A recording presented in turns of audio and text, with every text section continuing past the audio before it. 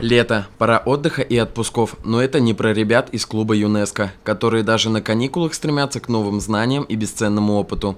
Их бурное обсуждение и сертификаты на руках дают понять, что стажировка в Алтае прошла удачно.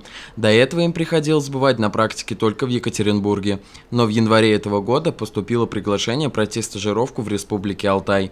Сибайских ребят встретили гостеприимные кураторы, а на занятиях с ними работали настоящие профессионалы своего дела. Занятия проводили очень опытные преподаватели.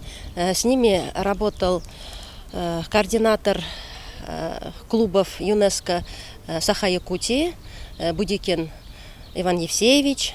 Потом вели и теоретические какие-то лекционные уроки, и практические занятия психолог Колмогорова Анастасия Александровна.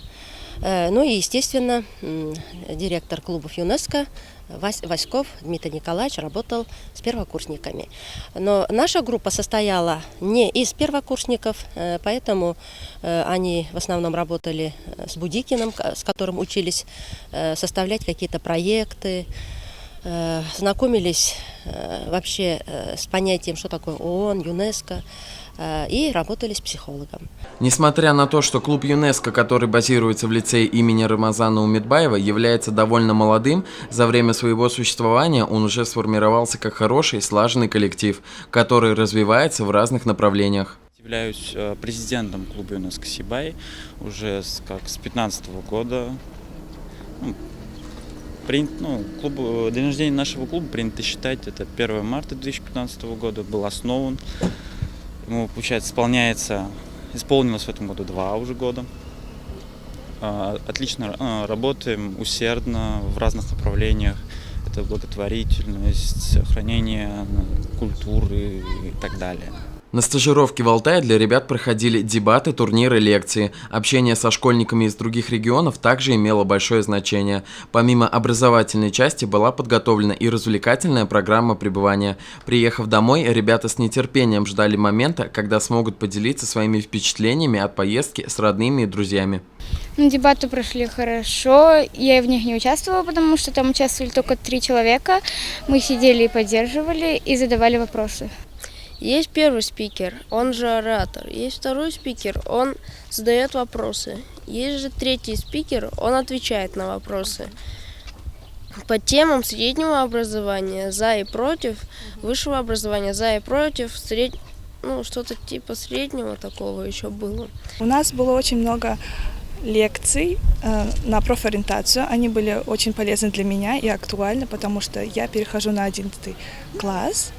И они помогли мне с моим будущим. Телецкое озеро – это достопримечательность Алтая. Туда приезжает до 1 миллиона людей-посетителей, которые занимаются скалолазанием, сплав по реке.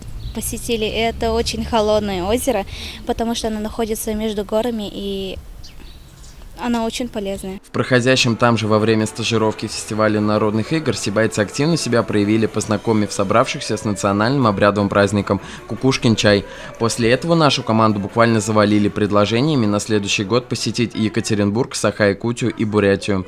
Отметим, что нынешний лагерь движения ЮНЕСКО был приурочен к 70-летию этой ассоциации. Я бы хотела поблагодарить родителей, которые вложили столько сил и денег в эту поездку.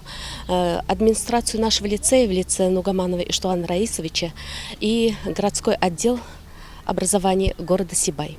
Спасибо вам огромное. Поездка была замечательной. Очень надеемся на дальнейшее сотрудничество. С момента приезда из Республики Алтай прошла уже неделя, но ребята до сих пор под впечатлениями. Клуб ЮНЕСКО не собирается на этом останавливаться, ведь для таких креативных школьников открыты все горизонты. Антон Шерстнев, Александра Половнева, Олег Кадыров, Любовь Карпова, телекомпания СТВ.